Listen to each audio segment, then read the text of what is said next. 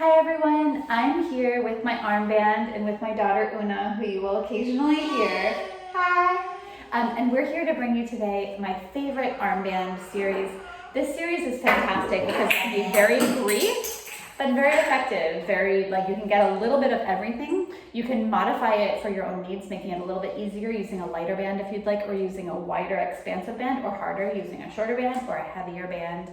And like I said, very portable. I like to think that this series really just keeps your arms in shape. It keeps your arms and shoulders and neck kind of with every vitamin they need to be stable and out of trouble. Of course, making things heavier or increasing the range of motion, adding more complexity to the motion is important. So I recommend Pilates or kettlebells to, a couple of times a week for a little bit more intensity. But this band, if you're traveling, if you just want to maintain, it's amazing. So I always like to start with the stretch. Something to think about when you're using the band is what side of your hand the band is coming in through. So that is it coming in through kind of the thumb side of the hand, or is it coming in through the pinky side of the hand?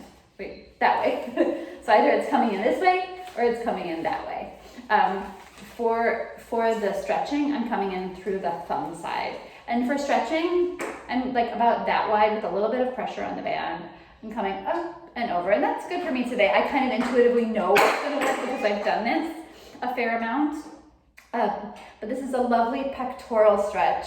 And because I'm stretching my pecs, it's kind of getting up into my neck and shoulders. You can kind of gently nod your head side to side. So you're integrating, a little bit of a neck release in there. And then we're gonna go ahead and come all the way overhead. This is a nice way to explore the Pilates concept of tensegrity. I'll sit down so you can see my arms. So in this position, hi dear. In this position, as I pull one arm to the side, I'm not just letting the other follow, but I'm keeping the band taut.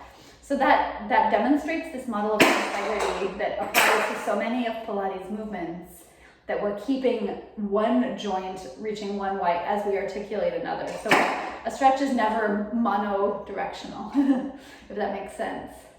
So here I'm stretching my side body, my diaphragm, maybe even a little bit of my tricep.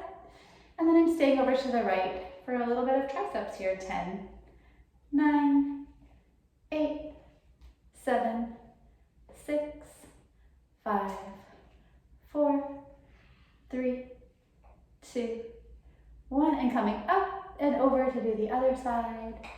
10, 9, 8, 7, 6, 5, 4, 3, 1. And then we're going to come next into a little bit of rotator cuff.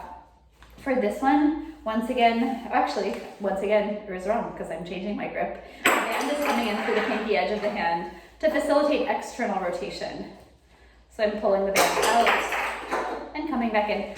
In rotator cuff, I'm always really careful of what my wrists are doing. So my hands are they look like they're curling a little bit. I could do that. That would make my line a little bit cleaner, but I'm being really careful not to do that. You could see that would be an extension of the wrist. I'm trying to keep my wrist neutral. Just because of phones and computers and cars, our wrists tend to have trouble finding and maintaining neutral. I've lost count, but I generally feel like 10 is a little bit arbitrary. I feel like we should go until we feel fatigue. So I think that's probably around 10, or that's kind of somewhat a little bit fatigued for me. I'm switching the grip as I come behind my back to the in through the thumb. Again, because I'm facilitating external rotation. I'm coming from the opposite direction. You're gonna be okay, you're gonna hang in there for a sec. You've got all your eggs. You've got all your eggs. And we're bringing the band forward. So this one is far less about building a muscle as it is about kind of just reminding the rotator cuff when and how we're supposed to engage. This is not challenging. It's almost like when the band pulls you out, you're like, oh yeah, that's where my shoulders want to be all day. They want to be like dropped back instead of in this like anterior place that they tend to live. So we're letting the band draw the shoulders externally. And because that one is not so much about the challenge, you don't need to do 10 reps. Next, I'm gonna stand on the band, coming in through the pinky edge. Hang in there, mi amor. And we're bringing one arm out to the side for the deltoid. This is that lovely shoulder, that muscle on top of your shoulder that is almost like a little bit of like an epaulette. It's really important for elevation and extension of the shoulder. And as you can see, these are all like really well balanced, and that's really important to me, working like every part of the arm. Again, this is an important one for neutral, so you're not pulling up like that, you're pulling up with a really neutral like wrist. If your wrists are weak, you're gonna feel these in the wrists, and that's a good thing. You're strengthening them. 8, almost done, my dear. 9, 10. In a couple of months, she can be my counter. Hang in there, my love. 1, 2, 3, 4, 5, 6, 7, 8, 9, 10. So next we're gonna come into biceps. For biceps, I like band in through the pinky edge. You're seeing a theme here. I usually like to focus on external rotation because we need help with it. For biceps, you're gonna stand on the band, and you can stand on it with your feet really wide if you want the band more taut.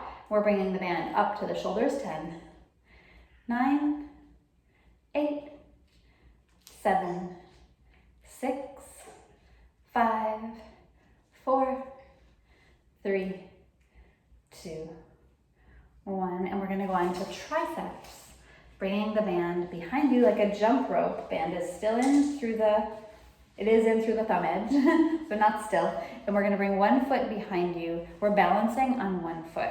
I'm not gonna do it that way just so you can see though. I'm gonna sit down, but ordinarily I would be balancing on one foot. The sitting down option is fine as well. I'm sitting on the band in that case. I just wanna show you how important it is how your upper body is aligned. If you're really tight, it's going to be hard to direct your elbows forward, but that internal rotation is actually important for the humerus to access the tricep here, and just generally for upper body alignment. If you're here, we're gonna get a little bit of that forward head tight traps posture. So aiming the elbows forward and pressing the hands to the sky. The tricky thing about sitting on the band is that it kind of tends to like hit my shoulders as I press up. If I'm standing on one leg and balancing, it's a little bit easier to really keep the band behind me, trying to shift it a little bit more back on my butt. But sometimes it can like pop up and give you like bop you in the head, which is fine, it's just a band. Yeah, I've really got to work on my internal rotation of my humeri. But I'm definitely feeling this in the triceps, so I know I'm on the right track. So what follows this series are kind of a lot of arms that I like to do that kind of imitate the motion of the reformer. For instance, on the reformer, we have chest expansion, which is really great for posture.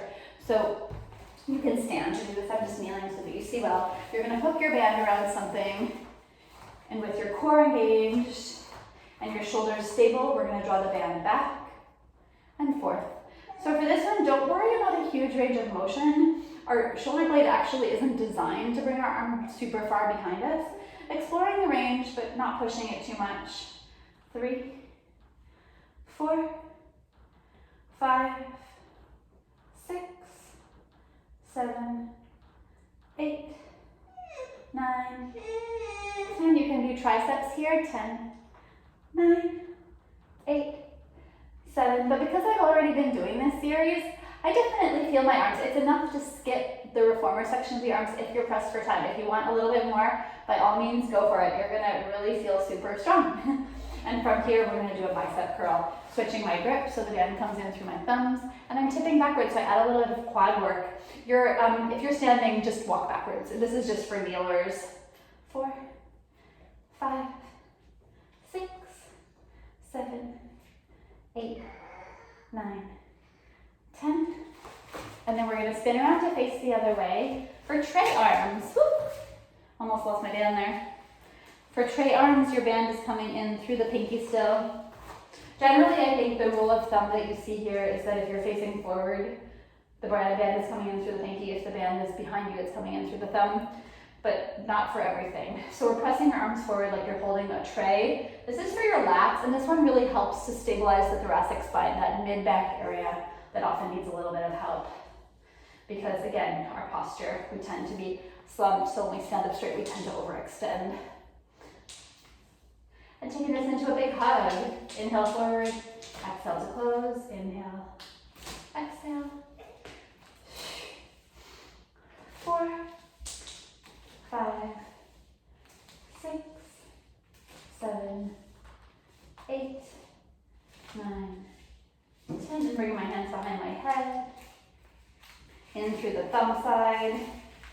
And I'm pressing out on a diagonal again. Triceps. 3, 4, 5, 6, 7, 8, 9, 10. I'm gonna cool down with a couple of stretches.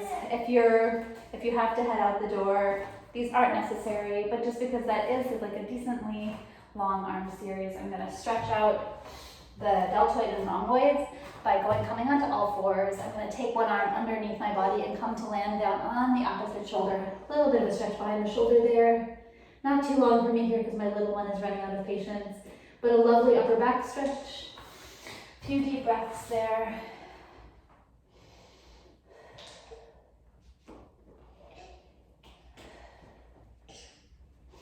And finally, a couple of wrist stretches, just for those of you who are a little tender through the wrists, which I know, it can be really annoying. And it's the kind of thing I think we feel inclined to like take a break from when our wrists hurt, but they really do need continued attention. So taking the tops of the hands up to mat, fingers pointing towards me, and just stretching my hands kind of that way. And then the other way, just flipping the palms, fingers still point towards me, and leaning backwards. So like I said, that's a lovely maintaining arm series. You can see you can keep it really short, but I really hope that helps you keep your arms strong, stable, and healthy. Please enjoy.